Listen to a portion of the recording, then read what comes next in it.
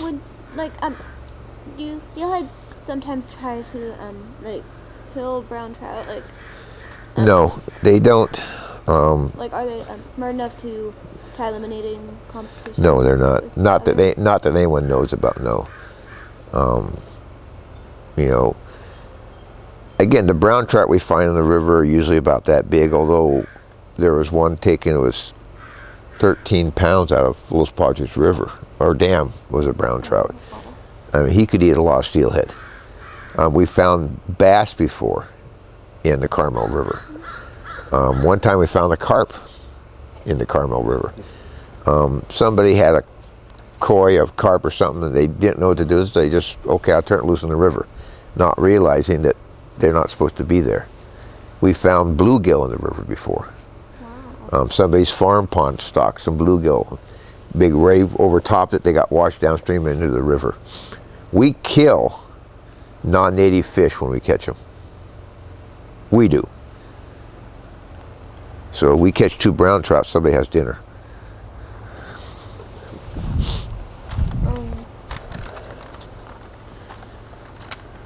How has the population changed?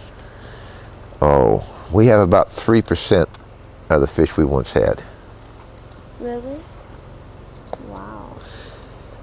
I'll give you 2 stories. One, the earliest anyone can say for sure is around 1920. You got to remember the first dam on the river was built in 1895, called the old Carmel River Dam.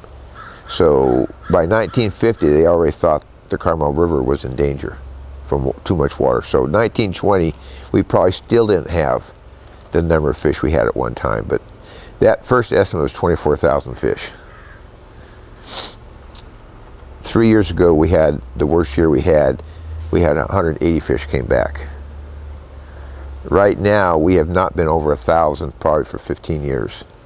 Wow. So you're going from 24,000 to less than 1,000 returning adults. What are the impacts of that change? There are so many. The main impact is water withdrawals. Right now the river's dry from Hacienda Carmel. The river dried up almost 10 miles this year. From the mouth almost up to Garland Park it was dry. Wow. And so anything that was living in that, if it didn't get rescued, died. You're also losing that much miles of habitat where fish can rear and feed. Confining the river. Rivers used to meander around. You look at a river in Alaska, a river somewhere where there's not a lot of development. Rivers change course all the time. They meander around. They flood into what's called flood plains side channels. Those side channels are incredibly important for feeding a fish. There's an experiment going on up in Sacramento right now where they flood a rice field, put a bunch of fish from a hatchery, salmon, these are salmon now, into this rice field, and took them out 3 months later. Those fish were almost 2.5 times bigger than the same fish raised in the river because the habitat's so good where the water's still, it's a little bit warmer. They ate all the rice? No, they're just organisms feeding little bacteria, little crustaceans, little bugs. Just the whole food web is so good because of that water, because of the decomposing rice. They didn't eat the rice, but they ate things just like the salmon die and provide nutrients in the water that spurs growth of everything. Well, the rice decomposing spurs growth of everything, and the habitat just so much better. We don't have that on the river anymore. We've channelized the river. We can't let the river change because the river change course is going to wipe out somebody's house. We don't have floodplains anymore because people built on the floodplains. So number one, I'd say water withdrawals is the biggest factor. Second biggest factor is no edgewater or floodplain habitat. Third would be the dams.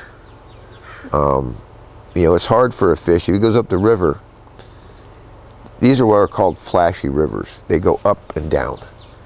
On that first rain we had in February, end of February, 1st of March, the river at Robles Del Rio Bridge went from 13 cubic foot at 10 o'clock in the morning to 800 cubic foot 5 hours later.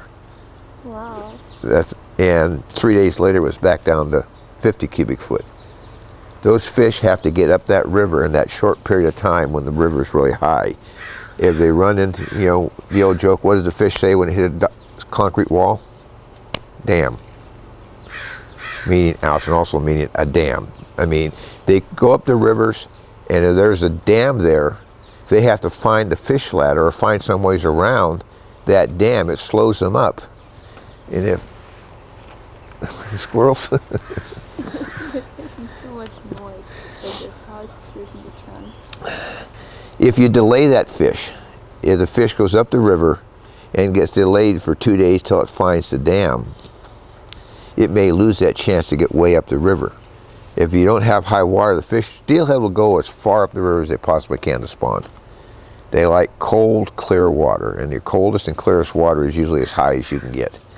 So if you delay them when that river comes up, if you delayed those fish for 2 days, when that river went up and back down to 50, they would have not made it up. So anything that's in their way that impedes their progress, slows them up, is a detriment to the fish. And I'm sure I did some damage to them when I was younger, because I used to catch a lot of fish. My dad, when he was a young man, said he would catch 150 fish a year. He didn't kill them. We talk about what we catch because we release a lot of fish. Yeah. But my dad in the 30s and 40s said he could catch 150 fish a year. In the 60s and 70s, when I was really fishing, we were down to 30 or 40. My son's never caught a fish on the Carmel. Wow.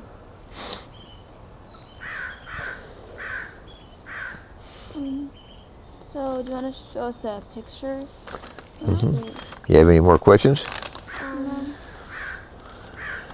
How big are the fish? How big are they? How big? The biggest I heard come out of the Carmel River is 23 pounds. Ooh, wow, that's big. The biggest I've caught out of the Carmel is 12. The world's record steelhead is 42. 42? It's ginormous. Yeah.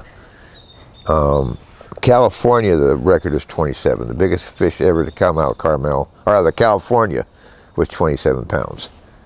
And then the biggest one in the Carmel River was 23. That I've heard about. I can't say, someone did it. In 1920, someone could have caught a very big fish, but we don't know about it. Just, from the time I was fishing, I don't know how big the time was. I don't know how big the fish were when my dad's catching them, because they probably didn't even weigh them. So the biggest one on record? The biggest one I know of is 23 pounds. Okay. I think that's all of our questions. Wait, what's the average size for a steelhead? The Carmel River had a big average size. It was probably 8 to 10 pound average. Some rivers, they don't know why, some rivers just have bigger fish than others. And some people think it could be the size of the gravel that they have to spawn in. If it's small gravel, the fish doesn't have to be big to move it. If it's big gravel, like the Smith River right below the Oregon border, has big fish. I mean, they get 20-pound fish every year on the Smith River. But it has big gravel, and people think that maybe, the size of the gravel, small fish can't move that gravel with hydraulic motion. So the small fish tend to die out because they can't breed successfully with a big fish. If you have genes for a big fish, has probably genes for another one to grow big, so they can move that gravel. So the genes for the big fish persist, the genes for the small fish die out. Wait, are the eggs ever crushed by the gravel? Not unless someone steps on them. So the like lightly on top. Yeah, there's just gravel floating on top. Average gravel for a fish, they want 1 to 4 inch gravel is what they want for steelhead spawning. So that'd be this big to that big. They say a fish can move 6 inch gravel. I look at 6 inch gravel and think, no way. Maybe a big fish, maybe a 25-pound fish could, but not a 6-pound fish or 7-pound fish couldn't move, that gravel. So the average gravel is 1 to 4 inches. The average fish on a Carmel was 6 to 8 pounds. I think that's all. Yeah, that's all. Okay. You can always ask if you have to do, Are there any questions that you didn't think of that you think Are of? there any that we didn't think of that you think we should know? Yes. What is the hope for fish? What is the hope for fish in the Carmel River? What is? We have two things we're working on. We have 3 dams on the river. 2 of them are obsolete. The old Carmel River Dam, built in 1895, was actually built by hand. It's actually rocks cemented together by mortar. It was 32 foot high, 8 foot wide at the bottom, 4 foot wide at the top. There was never a fish ladder over that. So it's just like. So only in real high water could fish go over it. So some people think that the Carmel has a bigger run of fish than other rivers because only the bigger fish could get over that obstacle. 1895 was a long time ago. What, 120 years ago? Second dam, San Clemente, is totally silted in. It doesn't hold any water. Those 2 dams they're starting to take out right now.